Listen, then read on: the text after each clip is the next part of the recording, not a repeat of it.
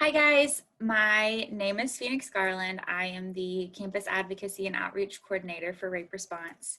I have been here a little over a year now, but before starting my journey at Rape Response, I went to school to get a degree in criminal justice. I graduated college with a bachelor's of science in criminal justice. And immediately after graduating, I got a job at a district attorney's office as a victim advocate.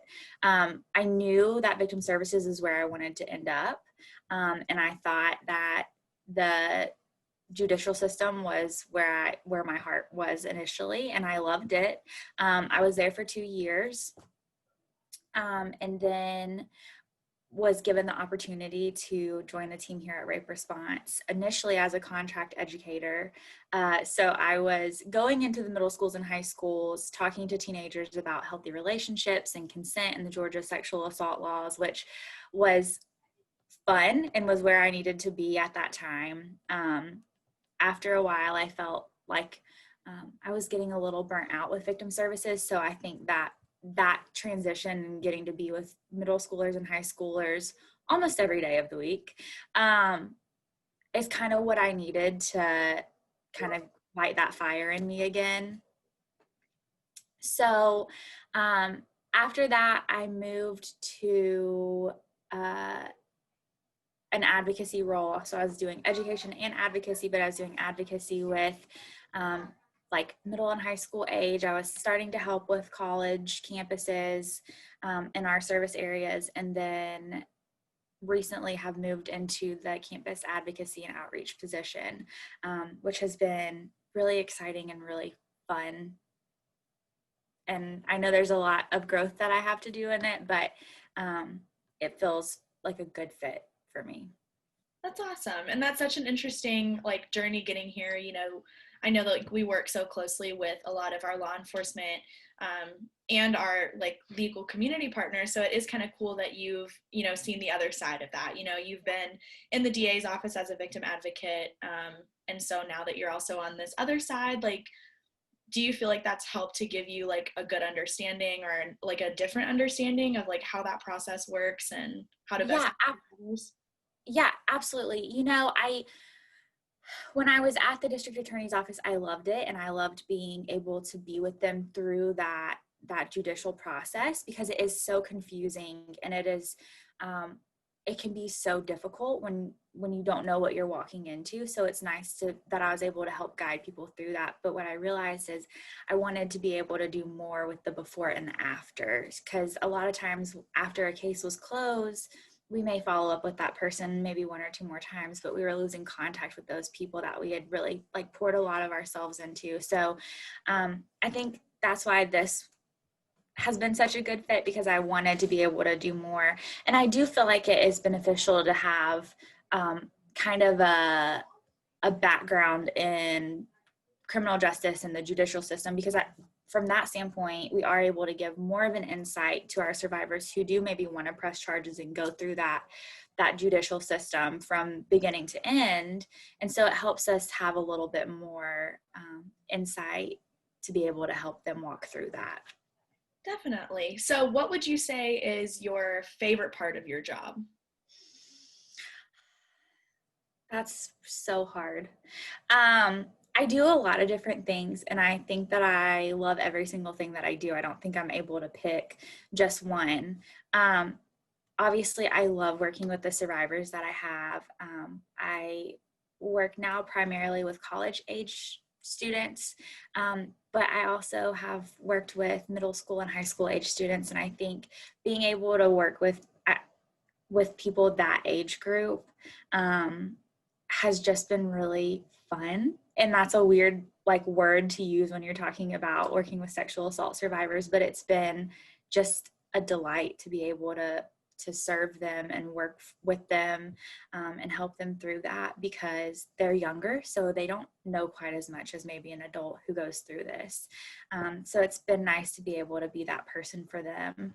But also I get to do a lot of community presentations and college presentations, and Like we are able to do RA trainings and freshman orientations on a lot of our college campuses. And I love being able to be on the campuses and do those presentations and make those relationships, and kind of spread information about who we are, what we do, and also like just talk about kind of stigmas around sexual assault and help people be more educated about it. I also am over scheduling with our middle schools and high schools. So I'm still teaching occasionally in middle schools and high schools, and that's so fun. That's again how I started out, and I think that's still where my heart is a little bit, just because it's really nice to be with those students. But I don't know, I can't pick it apart. I really just love what I do. I love waking up in the morning and coming to work. That's awesome. And it sounds like, you know, throughout your time in the victim services career field, whether that's been here at the DA's office, you've worn a lot of different hats. And I think it kind of goes to show that, you know, I know we say all the time, like, our agency is not cookie cutter. You know, we don't have, for our survivors, you know, we most of the time we'll talk about it in regards to like our survivors and how we serve people. You know, we're not a cookie cutter agency. But I think this also goes to show that even in our advocates and even in our job responsibilities and what we do, you know, your experience, you have been in the victim services career field, but like what you've done and what your responsibilities and your job description has changed so much, but all of them are such integral parts, you know, of victim services.